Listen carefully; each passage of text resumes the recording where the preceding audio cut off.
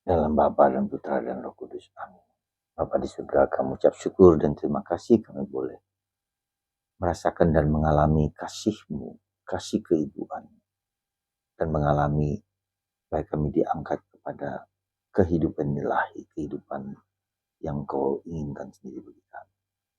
Semoga karakter-Mu, sifat-sifat-Mu, sabar, murah hati, lemah lembut, penuh kasih meresap dalam hidup kami, pikiran, perasaan, dan cita-cita kami. Terpujilah nama-Mu kini dan sepanjang segala masa. Para saudara, hari ini gereja mengingatkan kita betapa penting peranan gereja. Sekali lagi, betapa penting peranan gereja. Dan betapa penting dalam peranan gereja itu adalah para wanita. Yang mengikuti Yesus bukan hanya para rasul, para lelaki, tapi secara khusus juga para wanita, bahkan pejabat negara. Yohana istri Kusa, bendahara Herodes. Jadi kita bisa bayangkan bahwa orang-orang yang terpandang, yang cukup peranan, juga melayani Kristus, melayani gereja.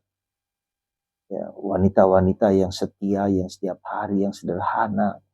Mereka adalah gereja emak-emak, dikatakan. Ya, pendalaman iman di lingkungan, kitab suci. Betapa penting peranan wanita di dalam kehidupan gereja dan kehidupan keluarga. Jadi ini tidak boleh kita abaikan.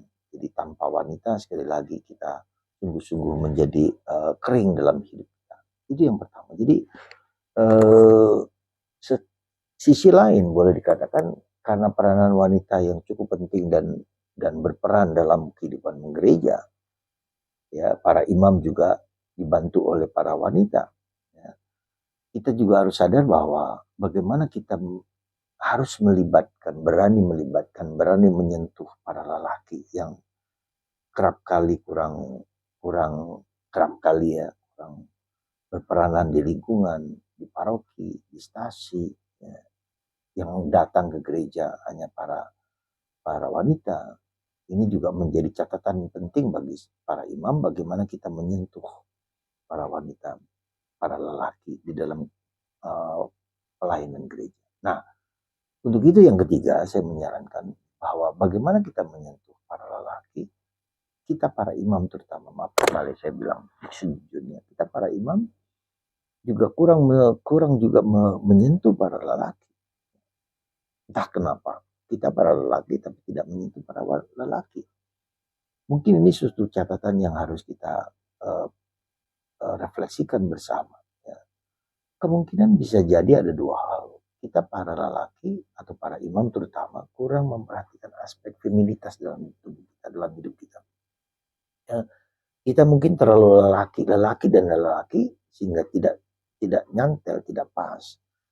Jadi lelaki kita para imam harus mengembangkan aspek feminitas kita. Kan di dalam lelaki ada aspek yang disebut maskulinitas lebih kuat dan feminitas, ya, kelembutan.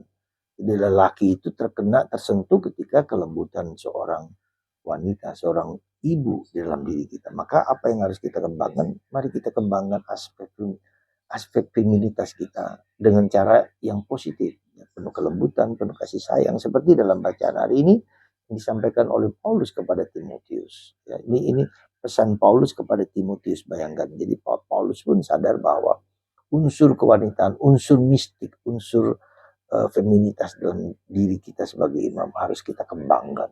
Ya. Kita kalau lelaki dengan lelaki seringkali terancam, gitu. Tapi ketika kelembutan terjadi, maka terjadi sesuatu yang kombinasi yang bagus. Sekali lagi para bapak, para romo, para bruder, para ketua lingkungan, mari kita kembangkan aspek feminitas, aspek kelembutan, aspek mistik dalam diri kita. Semoga Tuhan memberkati kita semua dalam penghayatan kita, dalam iman kita. Tuhan memberkati Anda semua. Semoga aspek mistik dalam diri kita bertumbuh berkembang. Karena Tuhan selalu menyentuh kita dengan kasih sayang dan kelembutannya. Bapa, Putra, dan Roh Kudus. Amin.